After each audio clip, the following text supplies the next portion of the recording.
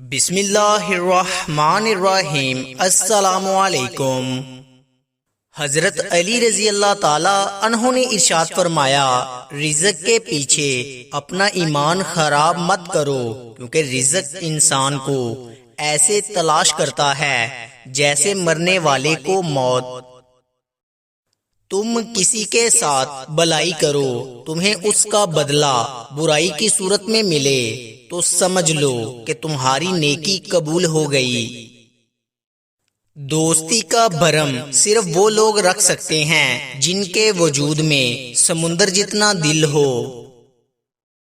دکھ میں کبھی پچھتاوے کے آنسو نہ بہاؤ، کیونکہ تم وہ خوش نصیب ہو جسے اللہ تعالیٰ نے آزمائش کے قابل سمجھا۔ جو ذرا سی بات پر دوست نہ رہے، سمجھ لینا وہ کبھی دوست تھا ہی نہیں۔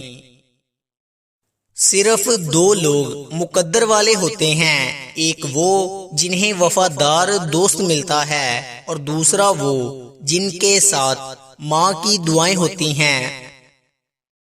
مشکلات ہمیشہ بہترین لوگوں کے حصے میں آتی ہیں، کیونکہ وہ اس کو بہترین طریقے سے انجام دینے کی صلاحیت رکھتے ہیں۔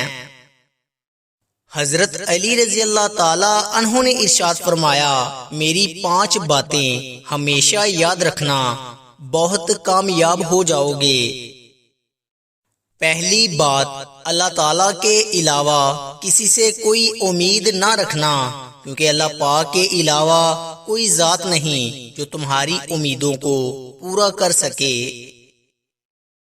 دوسری بات، اپنے گناہوں کے علاوہ کسی چیز سے نہ ڈرنا کہ کل کو جب اپنے اللہ کے سامنے جاؤ گے تو اللہ تعالیٰ کو کیا منہ دکھاؤ گے۔ اس لیے ہر وقت یہ خوف اپنے دل میں رکھو کہ کوئی گناہ تم سے سرزد نہ ہو، اور جو گناہ ہو چکے ہیں ان پر اللہ پاک سے استغفار کرو۔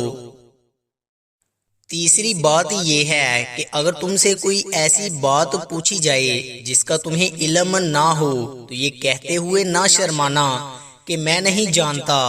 بہت سے لوگ ایسے ہیں جو کہ ایک چیز کے بارے میں نہیں جانتے، پھر بھی تکے لگانا شروع کر دیتے ہیں۔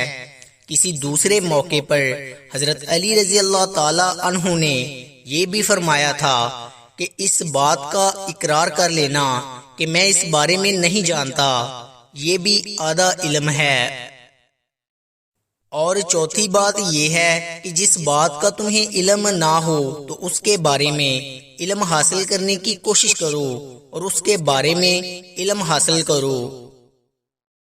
اور آخری بات جو حضرت علی رضی اللہ تعالی عنہ نے ارشاد فرمائی کہ صبر کرو، ہر حال میں صبر کرنا انسان کے لیے بہتر ہے، اور صبر ایمان کا حصہ ہے۔ بلکہ یہاں تک فرمایا کہ صبر کا مقام ایسا ہے جیسا کہ بدن میں سر کا مقام ہے۔ معلوم ہوا کہ صبر کا مقام ایمان کے ساتھ بڑا گہرا تعلق ہے، اس لیے چاہیے کہ صبر کا دامن کبھی نہیں چھوڑنا چاہیے۔ کسی کی مدد کرتے وقت حضرت علی رضی اللہ تعالی عنہ نے ارشاد فرمایا کہ کسی کی مدد کرتے وقت اس کے چہرے کی جانب مت دیکھو، ہو سکتا ہے اس کی شرمندہ آنکھیں تمہارے دل میں غرور کا بیج بو دے۔